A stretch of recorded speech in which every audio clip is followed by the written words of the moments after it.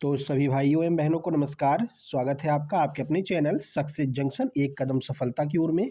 मेरा नाम है अतुल शुक्ला और हम लेकर के आ गए हैं आपके लिए मध्य प्रदेश पुलिस कांस्टेबल भर्ती 2025 29 नवंबर फर्स्ट शिफ्ट का एग्जाम एनालिसिस। काफ़ी सारे प्रश्न हमारे पास में आ गए हैं जिनके बारे में आपको डिटेल में जानकारी देने वाले हैं और आज रीजनिंग में कुछ परिवर्तन देखने को मिला है। वो क्या परिवर्तन है वो भी आपको हम बताने वाले हैं। उससे पहले वीडियो को लाइक करके चैनल को सब्सक्राइब कर दीजिए जिससे आगे आने वाली सारी वीडियो टाइम टू टाइम आपके पास में पहुंच सके। चलिए शुरुआत करते हैं। आज जो प्रश्न भेजे हैं उनका नाम पहले देख लेते हैं। तो श्री अनिल शर्मा जी हैं, 79 नंबर इनके आए हैं और रवि शाह जी 80 नंबर आए हैं। इन दोनों लोगों ने हमें प्रश्न भेजे हैं। आप दोनों लोगों को बहुत बहुत धन्यवाद। आइए शुरुआत करते हैं। साइंस से शुरुआत करने वाले हैं। आइए देखते हैं आज का पहला प्रश्न। पहला प्रश्न है डीसी यानी कि दिष्ट धारा में जो धारा की दिशा होती है वो कैसी होती है। दिष्ट धारा में धारा कैसे प्रवाहित होती है? तो एक ही दिशा में प्रवाहित होती है। कैसे, आइए देख लेते हैं। तो दिष्ट धारा जिसे हम डीसी धारा कहते हैं, धारा एक ही दिशा में प्रवाहित होती है लगातार, जो विद्युत स्रोत के ऋणात्मक यानी कि नेगेटिव टर्मिनल से धनात्मक यानी कि पॉजिटिव टर्मिनल की ओर बहती रहती है। यानी कि नेगेटिव से लेकर के पॉजिटिव की ओर बहती रहती है। ये ऐसी धारा सीधे सीधे जो है देखने को मिलती है डिस्ट धारा यानी कि डीसी वाली में। जबकि इसका जस्ट अपोजिट जो प्रत्यावर्ती धारा होती है जिसे हम एसी कहते हैं, ये इससे भिन्न है, जहाँ डिस्ट धारा की जो दिशा है वो बार बार बदलती रहती है। तो एसी में डिस्ट धारा की जो दिशा है वो बार बार बदलती रहती है धारा की दिशा, और डीसी में एक ही दिशा में धारा चलती रहती है। ये दोनों में फ़र्क है, दोनों में फ़र्क आपको याद रखना है। ठीक है भाई, चलिए आगे बढ़ते हैं। आगे बढ़ने से पहले आप लोगों को बता दें भाई, जिन लोगों का भी एग्ज़ाम हो चुका है उनके लिए तो ठीक है, उनके लिए उनके सामने एमपीएसआई और एएसआई का एग्ज़ाम है। लेकिन जिन लोगों का एग्ज़ाम अभी बाकी है उन लोगों के पास में मौका है, अभी भी आप अपने एमपी पुलिस के एग्ज़ाम में अच्छे नंबर लेकर के आ सकते हैं। जैसे 86 नंबर आप यहाँ पर देख रहे होंगे रायकर जी के आए हैं। इसके अलावा कान्हा गुर्जर जी के 80 नंबर आए हैं। और आप कल के कमेंट बॉक्स में जाकर के देख लेना, शाम वाले कमेंट बॉक्स में, वहाँ पर भी आपको बहुत सारे लोग ऐसे मिलेंगे जिन लोगों ने कमेंट किया है कि सर आपके नोट्स से बहुत फ़ायदा मिला, किसी के 80 किसी के 82 नंबर देखने को मिले हैं। ठीक है, तो अभी आपका अगर एग्ज़ाम में 3 से 4 दिन का समय बचा हुआ है तो आप अभी भी 6 से 7 घंटे पढ़ करके इन नोट्स को कंप्लीट करके एग्ज़ाम में जाइए। आपके 101% अच्छे मार्क्स देखने को मिलेंगे। क्या क्या मिलेगा एमपी पुलिस कांस्टेबल के नोट्स में? तो आपको गणित, रीजनिंग, सामान्य ज्ञान, विज्ञान, एमपीजी के इन सब के कंप्लीट सुपर सिलेक्शन नोट्स रहेंगे। सबका कंप्लीट प्रैक्टिस सेट रहेगा और जितनी भी न्यू जो टॉपिक एबटेक पूछ रहा है उन पर भी हमने वीडियो बनाई है, जैसे कि रेलवे कोड हो गया, बांध हो गए, परियोजनाएं हो गई, योजना हो गई, इन सब के भी कंप्लीट नोट्स आपको मिलने वाले हैं। ठीक है, और जितना एग्जाम अभी तक कराया है उन सब का एग्जाम एनालिसिस भी आपको इसी में मिल जाएगा। ये नोट्स आपको मात्र 179 रुपए में उपलब्ध है MP police constable, ASI, LDC और होमगार्ड्स के। इसके अलावा एमपी एसआई के एग्जाम जिन लोगों का है, बढ़िया मौका है, फॉर्म भी कम भरे गए हैं। मात्र 199 रुपए में ये पूरे 8 से 9 सब्जेक्ट के कंप्लीट नोट्स आपको उपलब्ध कराए जाएंगे। कैसे प्राप्त कर सकते हैं? तो छोटी सी प्रक्रिया है, ये क्यूआर कोड आपको दिखाई दे रहा है, इसका स्क्रीनशॉट खींच लीजिए। इसी पर अगर आपको MP police constable, ASI, LDC या फिर होमगार्ड्स के नोट्स चाहिए तो मात्र 179 का पेमेंट करना है। अगर आपको एमपीएसआई के नोट्स चाहिए मात्र 199 का पेमेंट करना है। अगर आपको ये दोनों नोट्स एक साथ में चाहिए तो मात्र 300 रुपए का पेमेंट करना है। ठीक है, और उस पेमेंट का स्क्रीनशॉट इस व्हाट्सएप नंबर 7052547003 इस पर आपको सेंड कर देना है। जैसे आप स्क्रीनशॉट सेंड करेंगे तुरंत की तुरंत आपको complete super selection notes send कर दी जाएंगे। मध्य प्रदेश छात्रावास अधीक्षक की 5000 वैकेंसी आने वाली है, उसके भी नोट्स आपको मात्र 189 रुपए में उपलब्ध कराए जा रहे हैं। वो भी नोट्स आप इसी प्रक्रिया के द्वारा ले सकते हैं मेरे भाई। ठीक है, चलिए आगे बढ़ते हैं और अगला प्रश्न देखते हैं। अगला प्रश्न है, जो आलू से नया पौधा बनता है वो कैसे बनता है? तो कंद के माध्यम से, यानी कि प्रकंद ऑप्शन में था, प्रकंद हो या कंद हो एक ही बात है, ट्यूबर के माध्यम से आलू का नया पौधा बनता है। कैसे, आइए देख लेते हैं। तो आलू मुख्य रूप से अलैंगिक जनन यानी कि कायिक प्रवर्धन के द्वारा प्रजनन करता है, जिसमें कंद जिसे हम ट्यूबर कहते हैं, ट्यूबर का उपयोग किया जाता है। कंद की सतह पर मौजूद आंखों से नए अंकुर निकलते हैं जो मिट्टी में जड़ें और पत्तियां विकसित करके नया आलू का पौधा बनाते हैं। यह जनन प्रक्रिया आलू के भूमिगत तने से होती है। तो प्रकंद इसका बिल्कुल सही आंसर हो जाएगा। अगला प्रश्न देखिए, दो समांतर जो प्रतिरोध है, जो दो प्रतिरोध हैं समांतर क्रम में लगे हुए हैं तो मध्य बिंदु पर चुंबकीय क्षेत्र का प्रभाव क्या होगा? अगर समांतर क्रम में लगे हुए हैं तो मध्य बिंदु पर चुंबकीय जो क्षेत्र है वो शून्य रहेगा। कैसे, आइए देख लेते हैं।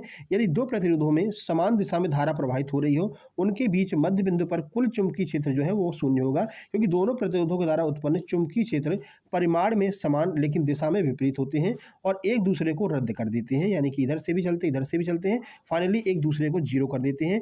यदि धाराओं दिशा विपरीत हो तो मध्य बिंदु पर एक शुद्ध चुंबकीय क्षेत्र होगा जो प्रत्येक तार से उत्पन्न चुंबकीय क्षेत्रों के कारण होगा या उन क्षेत्रों की दिशा पर निर्भर करेगा। लेकिन अगर एक ही दिशा में बह रहे हैं तो यहाँ पर क्या होगा, एक ही दिशा में बहने पर ये प्रतिरोध जो है वो शून्य हो जाता है। आगे बढ़ते हैं, अगला प्रश्न। अगला प्रश्न है जो अपराध होते हैं खाद्य श्रृंखला में, प्राथमिक उपभोक्ता कौन होता है? तो आज खाद्य श्रृंखला से भी प्रश्न पूछा गया है।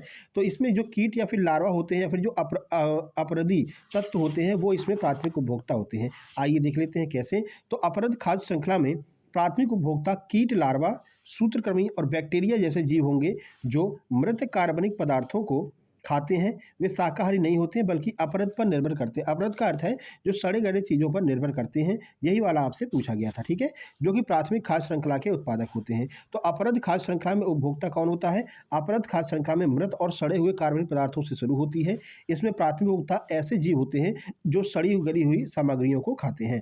उदाहरण में देख लीजिए, कीट, लार्वा हो जाएंगे, सूत्रकृमि हो जाएगा, बैक्टीरिया हो जाएगा, कवक हो जाएगा। ये सभी अपरद खाद्य श्रृंखला में प्राथमिक उपभोक्ता के रूप में कार्य करते हैं, जो मृत पौधों और जानवरों से ऊतकों को तोड़ते हैं, मृत पौधों और जानवरों को खाते हैं। यही प्राथमिक उपभोक्ता हो जाएंगे अपरद खाद्य श्रृंखला में। आगे बढ़ते हैं, अगला देखिए, मायोपिया के क्या क्या दोष हैं?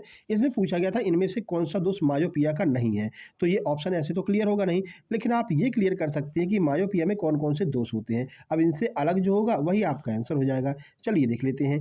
तो देखो, आज जितने भी प्रश्न आए ना उसमें कथन वाले प्रश्न ज़्यादा पूछे गए हैं, ठीक है। तो मायोपिया जिसे हम निकट दृष्टि दोष कहते हैं, इसके मुख्य दोष हैं कि दूर की वस्तुएं धुंधली दिखाई देती हैं जबकि पास की वस्तुएं स्पष्ट दिखाई देती हैं। इसके शारीरिक कारण यह है, या तो नेत्र गोलक सामान्य से लंबा हो जाएगा, यही आपके ऑप्शन दिया गया होगा कि नेत्र गोलक सामान्य से लंबा नहीं होता है, तो ये आपका आंसर हो जाएगा। जबकि कौन कौन से गुण दोष होते हैं वो देख लो। तो नेत्र गोलक सामान्य से लंबा हो जाता है, या कॉर्निया यानी आंख का बाहरी पारदर्शी हिस्सा की वक्रता त्रिज्या बढ़ जाती है, जिससे प्रकाश रेटिना पर केंद्रित होने के बजाय उसके सामने केंद्रित हो जाता है और रेटिना तक नहीं पहुंच पाता है ना। तो ये सारे ऑप्शन इसमें दिए गए होंगे। देखो, प्रमुख दोष की बात करते हैं तो प्रकाश का गलत फोकस होना। मायोपिया के कारण प्रकाश की किरणें रेटिना के ठीक सामने केंद्रित होती हैं, ना कि रेटिना पर। इसके कारण दूर की वस्तुएं धुंधली और अस्पष्ट दिखाई देती हैं। अगला, नेत्र गोलक का अत्यधिक लंबा होना। जब नेत्र गोलक की लंबाई सामान्य से अधिक हो जाती है तो प्रकाश रेटिना तक पहुंचने से पहले ही फोकस हो जाता है, ठीक है। और कौन कौन से दोष हैं? कॉर्निया की बढ़ी हुई वक्रता। यदि कॉर्निया बहुत अधिक मुड़ा हो यानी उसकी वक्रता अधिक हो तो यह प्रकाश को बहुत अधिक मोड़ता है और गलत जगह पर फोकस करता है, जिससे दूर की वस्तुएं हमें धुंधली दिखाई देती हैं। अगला, दूर की वस्तुओं का धुंधला दिखना। यह सबसे आम और प्रमुख लक्षण है। इसमें व्यक्ति को दूर की चीजें जैसे कि सड़क के संकेत, टीवी स्क्रीन आदि चीजें स्पष्ट नहीं दिखाई देती हैं। तो ये मायोपिया के सारे दोष हो गए हैं। पूछा गया था इनमें से कौन सा दोष मायोपिया का नहीं है, तो वो आप पढ़ करके आंसर लगा सकते थे। अगला देखो, इंद्रधनुष के बारे में आपको बहुत डिटेल में समझाया, वीडियो बना रखा है, 23 तारीख को वीडियो बनाया था, जा करके देख लेना। सीधे सीधे वही प्रश्न पूछा गया है कि इंद्रधनुष में रंगों का क्रम ऊपर से नीचे की ओर क्या होता है। तो अगर ऊपर से नीचे की बात करते हैं, आपको हमने जो दिखाया था उसमें हमारे हाथ में जो है प्रिज्म था, ठीक है। उस प्रिज्म से जब किरणें निकल रही थी उसमें आपने देखा था कि लाल रंग जो है वो सबसे ऊपर था। हमने आपको बताया भी था कि लाल रंग सबसे ऊपर रहता है, बैगनी रंग सबसे नीचे होता है। कैसे, आइए देखते हैं। लाल, नारंगी, पीला, हरा, नीला, आसमानी और बैगनी, ये पूरा इनका क्रम होता है, ठीक है, ऊपर से नीचे की ओर। तो नीचे से ऊपर और ऊपर से नीचे दोनों हमने आपको समझाया था, दोनों प्रश्न कवर किए थे। डायरेक्ट वहीं से प्रश्न पूछा गया है और उसकी नोट्स भी हमने आपको प्रोवाइड करा दिए थे, पीडीएफ दे दी थी जिन लोगों ने नोट्स लिए, ठीक है। देखिए, तो इंद्रधनुष में ऊपर से नीचे की ओर रंगों का क्रम लाल, नारंगी, पीला, हरा, नीला, आसमानी और बैगनी होता है। इस क्रम को याद रखने के लिए आप उल्टा विबग्योर भी याद कर सकते हैं, या फिर बैजानी हपी नाला भी। बैजानी मतलब है बैगनी को नीचे रखिए, बैजानी हपी नाला, और लाल जो है वो ऊपर रहेगा। ये क्रम होता है, ये क्रम आपको ध्यान रखना है, ठीक है। आगे बढ़ते हैं। अगला देखिए, तो ऊपर से नीचे की बात करते हैं तो लाल रंग ऊपर होगा, बैगनी नीचे होगा। अगर नीचे से ऊपर की बात करते हैं तो बैगनी रंग जो है वो नीचे होगा और लाल रंग ऊपर होगा, ठीक है ना। याद रखने का तरीका आपको पता ही है, बैजानी हपी नाला से भी याद कर सकते हैं या फिर विबग्योर से भी याद कर सकते हैं, ठीक है। आगे बढ़ते हैं, अगला देखते हैं। अगला प्रश्न है, रसोई घर में चांदी के बर्तन लगातार अगर प्रयोग में लाते हैं तो बर्तन में किस किस क्रिया के कारण जो है वहां पर एक काली परत बन जाती है, ये आपसे पूछा गया है, ठीक है। तो चलिए देख लेते हैं। सल्फाइडेशन की प्रक्रिया होती है जिसकी वजह से उसमें काली परत जम जाती है। देखिए, लगातार प्रयोग करने पर चांदी का बर्तन हवा में मौजूद सल्फर या हाइड्रोजन सल्फाइड के साथ में सल्फाइडेशन नामक रासायनिक क्रिया करके काला हो जाता है, जिससे बर्तन पर सिल्वर सल्फाइड की परत जम जाती है। यह रासायनिक परिवर्तन है जिसे चांदी का धूमिल होना या फिर ट्रांसिंग भी कहते हैं। इस प्रक्रिया को हम क्या कहते हैं? ट्रांसिंग, या फिर जो है चांदी का धूमिल होना, ठीक है। ये सल्फाइडेशन की वजह से होती है, सल्फर के साथ में चांदी क्रिया कर लेती है। है। आगे बढ़ते हैं अगला, मोहर लवर से एक प्रश्न पूछा गया था, तो मोहर लवर से 2 ही प्रश्न पूछे जाते हैं। एक तो मोहर लवर का जो विलयन है वो किस कलर का होता है, दूसरा मोहर लवर का विलयन अम्ल पर क्या प्रभाव पड़ता है या फिर क्षार पर क्या प्रभाव पड़ता है, फिर किस तरह का होता है। तो चलिए देख लेते हैं मोहर लवर जली विलयन गुण के मतलब जली विलयन का गुण देख लेते हैं। रंग की बात करें तो ये हल्का हरा होता है, पारदर्शिता की बात करें तो ये पारदर्शी होता है, अम्लता की बात करें तो यह विलयन अम्लीय होता है और नीले लिटमस को लाल कर देता है। तो इनमें से ही कोई प्रश्न आपका मोहर लवर के विलयन के बारे में पूछा गया होगा। आगे बढ़ते हैं, अहिराई नृत्य की विशेषताएं पूछी गई हैं। तो पूछा गया कि अहिराई नृत्य में कौन कौन सी विशेषताएं होती हैं। 4 कथन आपके दिए गए थे, वो आपको फाइंड आउट करना था। अब चलिए अहिराई नृत्य की पूरी आपको जानकारी देते हैं। सबसे पहले भागीदारी, कौन कौन इसमें भाग लेता है। तो यह नृत्य पुरुष और महिलाएं दोनों कर सकते हैं, विशेष अवसरों पर करते हैं। जब महिलाएं और पुरुष एक साथ नाचते हैं तो उनके बीच सवाल जवाब वाले गीत भी होते हैं। अगला, संगीत और वाद्य यंत्र कौन कौन से होते हैं। तो नृत्य बिरहा गीतों पर आधारित होता है और ढोल, टिमकी, नगाड़ियाँ, शहनाई जैसे वाद्य यंत्रों का प्रयोग किया जाता है। अगला, प्रसंग और उत्सव, यानी कि कब इसको किस उत्सव पर किया जाता है। तो पारंपरिक रूप से दीपावली और विवाह जैसे शुभ अवसरों पर इसको किया जाता है। यही प्रश्न शुरू में पूछा गया था कि अहिराई नृत्य को कौन से त्योहार पर क्या करते हैं, तो दीपावली पर करते हैं। ठीक है। सामूहिक और प्रतिस्पर्धी, इसे अक्सर एक समूह में किया जाता है, लेकिन कभी कभी इसमें मतलब कि कॉम्पिटिशन टाइप भी होता है। तो कॉम्पिटिशन के तत्व भी देखे जाते हैं, जहाँ लड़का लड़की अपने जीवन साथी को चुन सकते हैं। वेशभूषा देख लीजिए, क्योंकि कहीं से भी प्रश्न पूछ सकता है। तो महिलाएं कछनीदार धोती, बिछिया और करधन जैसे आभूषण पहनती हैं, जबकि पुरुष जामा जोरा, डोर जोरासी और साफा पहनते हैं। ठीक है। तो ये पूरी जानकारी आपको हमने इसके बारे में दे दी। अब ये कहाँ पर होता है वो भी देख लीजिए। तो मुख्य रूप से बघेलखंड और बुंदेलखंड के यादव यानी कि अहीर समुदाय के द्वारा किया जाता है, लेकिन बघेलखंड में तेली, गडरिया, बारी जैसे अन्य जातियों के द्वारा भी इसको किया जाता है। तो अहिराई नृत्य के बारे में पूरी जानकारी आपको दे दी है। आगे ये प्रश्न पूछा जाएगा तो आप आसानी से सॉल्व कर सकते हैं। अगला, उस्ताद आमिर खान समारोह कितने दिनों तक चलता है। तो ये 3 दिनों तक चलता है। अब इसके बारे में भी आपको पूरी जानकारी दे देते हैं। देखिए, तो उस्ताद आमिर खान समारोह आमतौर पर 3 दिनों तक आयोजित किया जाता है। यह समारोह इंदौर में राग अमीर के नाम से मनाया जाता है। इसमें शास्त्रीय संगीत और कला का प्रदर्शन होता है। तो अवधि हो गई 3 दिनों की, स्थान हो गया इंदौर, आयोजन मध्य प्रदेश सांस्कृतिक परिषद की उस्ताद अलाउद्दीन खां संगीत कला एवं अकेडमी के द्वारा इसको आयोजित किया जाता है। ये कौन आयोजित करता है ये भी आपको थोड़ा सा देख करके जाना है। आगे बढ़ते हैं, अगला प्रश्न। थोड़ा आवाज़ को आप लोग मैनेज कीजिएगा, जानते हैं जुकाम हो जाती जल्दी छूटती नहीं है ना, कम से कम 10 दिन तो लेती है। अब आपका एग्ज़ाम है, फिर भी आपको हम एनालिसिस लेकर के आ रहे हैं क्योंकि आपका एग्ज़ाम है ना। चलो, नर्मदा नदी कौन सी 2 श्रेणियों के बीच में बहती है। ये पहले भी प्रश्न पूछा जा चुका है। जो लोग लगातार एनालिसिस देख रहे होंगे उनको पता होगा। विंध्य और सतपुड़ा पर्वत के बीच में नर्मदा नदी बहती है। देखिए, तो नर्मदा नदी विंध्य और सतपुड़ा पर्वत श्रृंखलाओं के बीच में बहती है। यह रिफ्ट घाटी यानी कि भ्रंश घाटी में स्थित है, जो इन 2 प्रमुख पर्वत श्रृंखलाओं को अलग करती है और उत्तर तथा दक्षिण के बीच एक प्राकृतिक विभाजन का कार्य करती है। तो पहला है आपका विंध्य पर्वत श्रृंखला, यह नदी के उत्तर में स्थित है। ये भी पूछा गया था एक बार कि विंध्य पर्वत श्रृंखला नर्मदा के किस दिशा में है। तो ये नर्मदा के उत्तर में है और इसकी दक्षिणी सीमा का निर्माण भी करती है। सतपुड़ा पर्वत श्रृंखला यह नदी के दक्षिण में स्थित है। तो दोनों सीमाओं को मतलब कि दोनों श्रृंखलाओं के बीच में से यह बहती है। अगला, कान्हा राष्ट्रीय उद्यान से बहने वाली जो हालोन नदी है वो किस नदी बेसिन का हिस्सा है। तो ये नर्मदा नदी बेसिन का हिस्सा है। देखिए, कान्हा राष्ट्रीय उद्यान से बहने वाली हालोन नदी नर्मदा नदी बेसिन का हिस्सा है। हालोन नदी कान्हा राष्ट्रीय उद्यान से निकल करके नर्मदा नदी में मिल जाती है, जो इसे नर्मदा नदी के सहायक नदी बेसिन का हिस्सा बनाती है। यही पूछा गया था कि हालोन नदी जो है वो किस में जाकर के मिलती है, कौन से बेसिन के साथ में ये कार्य करती है। तो नर्मदा के साथ में। नदी और उद्गम, कान्हा राष्ट्रीय उद्यान की 2 मुख्य नदियां हैं, हालोन और बंजर। ये दोनों कान्हा राष्ट्रीय उद्यान से उद्गमित होती हैं और नर्मदा में जाकर के मिलती हैं। हालोन नदी उद्यान के पूर्वी और उत्तरी क्षेत्रों से बहती है और अंततः नर्मदा में जाकर के मिल जाती है। यहाँ पर हालोन और नर्मदा का संगम होता है। अगला, बधाई नृत्य की विशेषताएं पूछी गई थी और 4 आपके कथन दिए गए थे। बताइए कौन सा कथन बधाई नृत्य से संबंधित है। आइए बधाई नृत्य के बारे में भी आपको पूरी जानकारी देते हैं। सबसे पहले ये कहाँ पर होता है। तो यह मुख्य रूप से मध्य प्रदेश के बुंदेलखंड क्षेत्र में बधाई नृत्य किया जाता है। ठीक है। ये नृत्य वगैरह वाली PDF ऑलरेडी आपको दे चुके हैं हम, नृत्य समारोह उत्सव इन सब की PDF दे चुके हैं। रेलवे कोड हो गया, इसीलिए हमारे नोट्स को लेने के बाद में लोगों के अच्छे नंबर आ रहे हैं, क्योंकि हम वही नोट्स बना करके आपको दे रहे हैं जो एप्टेक लगातार पूछ रहा है मेरे भाई। ठीक है। चलो, अवसर क्या है।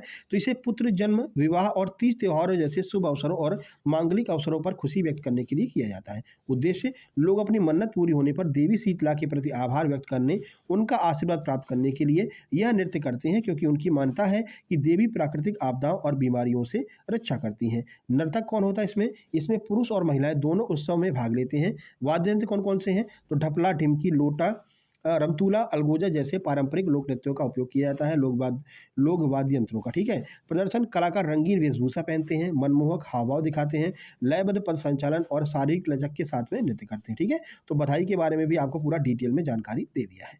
आगे बढ़िए, शंकर दयाल शर्मा किस क्षेत्र से संबंधित है? तो शंकर दयाल शर्मा जो हैं वो एक राजनीतिज्ञ हैं, इनके बारे में ऑलरेडी आपको बता भी चुके थे। आइए देख लेते हैं। तो शंकर दयाल शर्मा एक भारतीय राजनीतिज्ञ और वकील थे, जो भारत के 9वें राष्ट्रपति भी थे। उन्होंने भारत के स्वतंत्रता संग्राम में सक्रिय भूमिका निभाई और राष्ट्रपति बनने से पहले कई अन्य महत्वपूर्ण पदों पर रहे, जैसे कि भारत के उपराष्ट्रपति, केंद्रीय मंत्री, राज्यपाल और भोपाल राज्य के पहले मुख्यमंत्री भी यही रहे थे, ठीक है। आगे बढ़िए।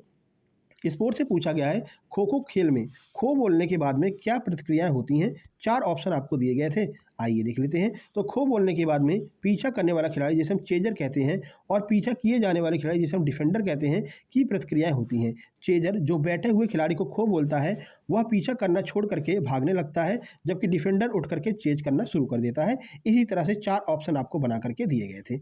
अगला, किसी व्यक्ति को मतलब ऐसा कौन-सा व्यक्ति है, यानी कौन ऐसा व्यक्ति है जिसको भारत और पाकिस्तान दोनों का सर्वोच्च सम्मान भारत रत्न और निशान पाक मिला था? तो ये है मोरारजी देसाई, ठीक है। ये भी कल की तरह मतलब मिसप्रिंट हो गया है। मोरारजी देसाई जो हैं, इनको भारत रत्न और निशान पाक मिला था। तो मोरारजी देसाई जो है अपने भारत के प्रधानमंत्री भी थे, ठीक है ना। तो इन्होंने भारत और पाकिस्तान दोनों के लिए अच्छे कार्य किए थे, इसलिए भारत का जो सर्वोच्च सम्मान है भारत रत्न और जो पाकिस्तान का सर्वोच्च सम्मान है निशान पाक, ये दोनों जो है वो इनको दिए गए थे। किसको? मोरारजी देसाई को, ठीक है। तो मोरारजी देसाई इसका सही आंसर हो जाएगा। चलिए आगे बढ़ते हैं और गणित की बात कर लेते हैं। तो गणित में पहला प्रश्न है, वृत्त की 2 जीवाओं के बीच की दूरी 20 सेंटीमीटर है, तो उसकी त्रिज्या आपको बतानी थी, ठीक है। इसके बाद में 2 व्यक्तियों की आय का अनुपात 7:9 है, दोनों की आय 6,000 रुपये बढ़ जाती है, तो उनका अनुपात 10:12 हो जाता है, तो पहले व्यक्ति की आय आपको बतानी थी। अगला, बेलन का सरफेस एरिया पूछा गया था, एक बेलन से प्रश्न था। उसके बाद में साइन थीटा की वैल्यू 45 है, तो कॉस 90 माइनस थीटा की वैल्यू क्या हो जाएगी? फिर समचतुर्भुज का एक प्रश्न पूछा गया था, 2 प्रश्न अलजेब्रा से पूछे गए थे। अगला, किसी वस्तु को 1200 रुपये में बेच करके 20% की हानि होती है, तो 15% लाभ प्राप्त करने के लिए उस वस्तु को कितने रुपए में बेचा जाएगा? इसके बाद में सिंप्लीफिकेशन के लगभग 2 से 3 प्रश्न, सीआईएसआई का एक प्रश्न, बॉडमास का एक प्रश्न और ट्रेन और बोट से आज कोई प्रश्न नहीं था। प्रायिकता से आज कोई प्रश्न नहीं पूछा गया था। एडवांस भी कम ही आया था, अर्थमेटिक ज़्यादा आया था, ठीक है। सिंप्लीफिकेशन से अच्छे प्रश्न पूछे गए थे। चलो रीजनिंग की बात कर लेते हैं। तो रीजनिंग में देखिए, एक महिला एक पुरुष की ओर इशारा करके बताती है कि वह मेरे पति का भाई है, तो महिला जो है उस व्यक्ति से कैसे संबंधित है? अगला, किसी स्थान पर 22 जुलाई को वार्ता हुई है, इसके बाद 24 जुलाई को दूसरे स्थान पर वार्ता होती है, तो जो बीच में वार्ता हुई थी वो किस दिनांक को हुई थी? तो भाई 22 के बाद में 23 आता, तो 23 तारीख इसका सही आंसर हो जाएगा। अगला अगला देखो, मेंटल एबिलिटी के प्रश्न देख लीजिए। आपका कोई दोस्त आपसे आपके कार्यालय का गोपनीय डाटा मांगता है, तो ऐसे में आप क्या करेंगे? उसको गोपनीय डाटा दे देंगे, उसको मना कर देंगे, उसको समझाएंगे, ये ऐसा था। आप एक न्यायाधीश के अधीन इंटर्नशिप कर रहे हैं, आपका एक और दोस्त है वो भी आपके साथ में इंटर्नशिप कर रहा है, आपके दोस्त ने मीडिया को कोई डेटा लीक कर दिया है, ऐसे में आपकी क्या प्रतिक्रिया होगी? ये आपका मेंटल एबिलिटी से पूछा था। अगला, अलार्म का संबंध जिस तरह जगाना से है, उसी तरह घंटी का संबंध किससे हो जाएगा? कैलेंडर का कोई प्रश्न आज नहीं था। सेम एड्रेस के 2 प्रश्न, क्लॉक का कोई प्रश्न आज नहीं था। वर्ड अरेंजमेंट का एक प्रश्न पूछा गया था और एम्बेडेड फिगर से भी आपका एक प्रश्न पूछा गया था। कोडिंग डिकोडिंग के अच्छे प्रश्न थे, 3 से 4 प्रश्न। कथन निष्कर्ष के लगभग 3। साइलॉग का एक प्रश्न, गुलाब वाला कुछ था, गुलाब और कुछ गुलाब लाल है, ऐसे करके था, ठीक है। एक प्रश्न पजल का, मानसिक अभिरुचि के लगभग 4 प्रश्न थे और सिटिंग अरेंजमेंट के 2 प्रश्न पूछे गए थे, ठीक है। एक प्रश्न डायरेक्शन का और एक आपका रैंकिंग का पूछा। तो क्लॉक और कैलेंडर यहाँ से गायब कर दिए गए हैं, ये बड़ा परिवर्तन है जो है आपका रीजनिंग में। अभी तक लगातार प्रश्न पूछे जा रहे थे क्लॉक कैलेंडर से। मैथ के लगभग 20 से 22 प्रश्न हैं, रीजनिंग के लगभग 36 प्रश्न हैं, कुल 56 से 60 नंबर की मैथ रीजनिंग पूछी गई है। साइंस 14 नंबर का आया है, बाकी आपका जी के जीएस करंट अफेयर है, ठीक है। आज भी 2 प्रश्न आपके गलत देखने को मिले हैं। स्कोर देख लीजिए, तो 70, 75, 77, 79, 81, 82 और 80 नंबर तक देखने को मिले हैं।